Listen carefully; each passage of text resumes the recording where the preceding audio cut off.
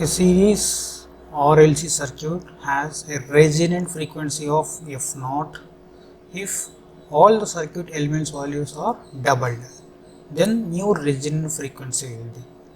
So RLC circuit RLC అయితే ఏంటి, రెజొనెంట్ frequency value F not ఉంది. సో ఆర్ఎల్సి ఉన్నప్పుడు నెక్స్ట్ ఏం చేస్తున్నాడు, అన్ని ఎలిమెంట్స్ని డబుల్ చేస్తున్నాడు, అంటే 2R 2L 2SC. సో అయితే రెజొనెంట్ ఫ్రీక్వెన్సీ న్యూ వాల్యూ ఎంత ఉంటుంది అడుగుతున్నాడు. సో వచ్చేసి ఏం చేస్తున్నామంటే formula, resonant frequency formula F not equal to 1/2π square root of LC. So మనకు only L and C parameters మీద మాత్రమే ఆర్తో అవసరం ఉన్నది, only L and C. So L and సిని కూడా ఏం చేశారు, డబుల్ చేశారు. ఎల్ అండ్ సిని కూడా డబుల్ చేశారు కాబట్టి ఏమవుతుంది, ఇక్కడ రెండు వాల్యూ 2 × 2 4 వస్తుంది, స్క్వేర్ రూట్ తీసేస్తే 2 వస్తుంది. సో కాబట్టి వాల్యూ 1/2 టైమ్స్ వస్తుంది.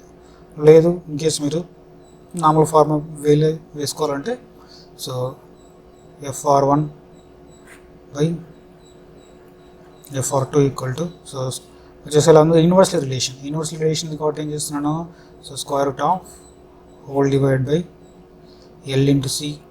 సో ఇది FR2, సో రివర్స్లో ఉంటుంది కాబట్టి ఏం చేస్తున్నాము, 2 times of L 2 times of C. So C L cancel, value √2 × 2 value 4√4. So కాబట్టి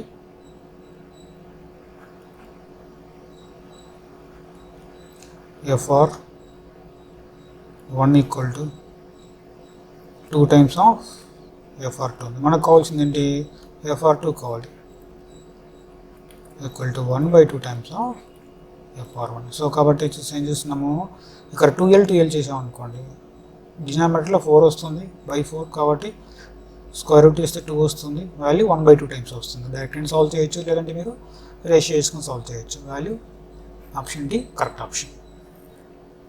In a series RLC circuit, capacitance is changed from C to TC.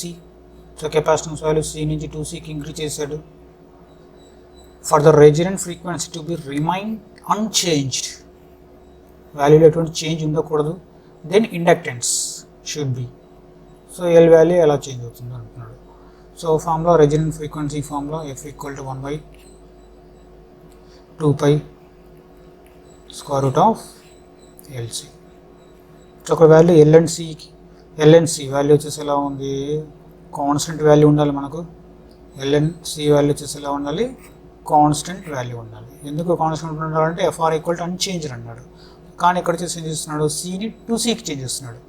So C వాల్యూని వచ్చేసి ఏం చేస్తున్నాడు, 2 టైమ్స్ ఆఫ్ సికి చేంజ్ చేస్తున్నాడు. సో సిని 2 times of సికి change చేశాడు కాబట్టి, సో ఇండక్టర్ వాల్యూ వచ్చేసి ఏం కావాలి, వాల్యూ చేంజ్ కాకూడదు అంటే, so inductor value compulsory L/2 కావాలి.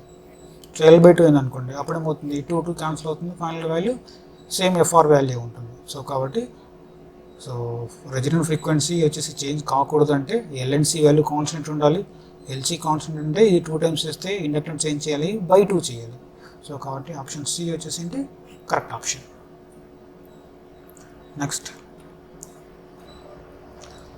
In RLC circuit the current at resonance.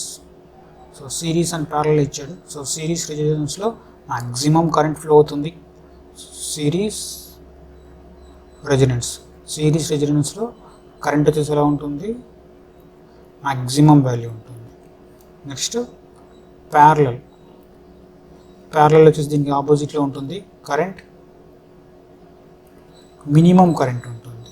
So ఇక్కడ ఎందుకు మ్యాక్సిమం కరెంట్ ఉంటుందంటే ఇంపిడెన్స్ వాల్యూ మినిమం ఉంటుంది, ఇక్కడ ఇంపిడెన్స్ వాల్యూ మ్యాక్సిమం ఉంటుంది.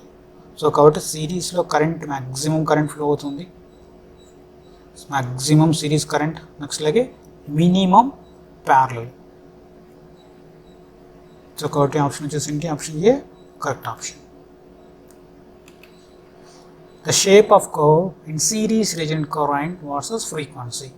So I versus frequency current ఇచ్చాడు, కర్వ్ ఏంటి అడుగుతున్నాడు. సో మీకు 4 కర్వ్స్ ఇచ్చాడు.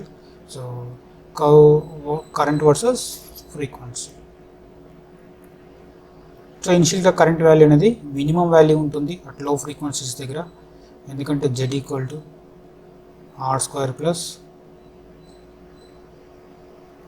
2πfl minus 1/2πfc whole square.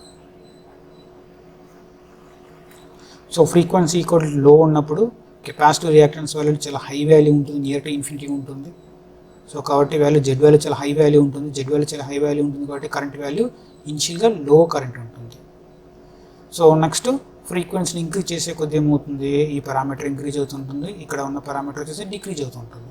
So కాబట్టి టోటల్గా నెట్ ఇంపిడెన్స్ వాల్యూ డిక్రీజ్ అవుతుంటుంది, నెట్ ఇంపిడెన్స్ వాల్యూ డిక్రీజ్ అవుతుంది కాబట్టి కరెంట్ వాల్యూ అనేది ఇంక్రీజ్ అవుతుంటుంది. అప్ టు ఎంతవరకు ఇంక్రీజ్ అవుతుందంటే మ్యాక్సిమం కరెంట్, ఈ టూ క్వాంటిటీస్ ఈక్వల్ ఎంతవరకు మ్యాక్సిమం కరెంట్ ఇంక్రీజ్ అవుతుంది. సో ఈ పాయింట్ వచ్చేసి రెజొనెంట్ పాయింట్ అంటాము, రెజొనెంట్ పాయింట్. నెక్స్ట్ ఫర్దర్గా ఇంక్రీజ్ చేసే కొద్ది ఏమవుతుందంటే, సో ఈ వాల్యూ ఎక్కువ ఇంక్రీజ్ అవుతుంది, ఈ వాల్యూ అనేది కంపేర్ టు డిక్రీజ్ చేస్తే తక్కువ ఇంక్రీజ్ అవుతుంది. కాబట్టి ఏమవుతుంది, కరెంట్ వాల్యూ అనేది ఫర్దర్గా డిక్రీజ్ అయితే వస్తుంది.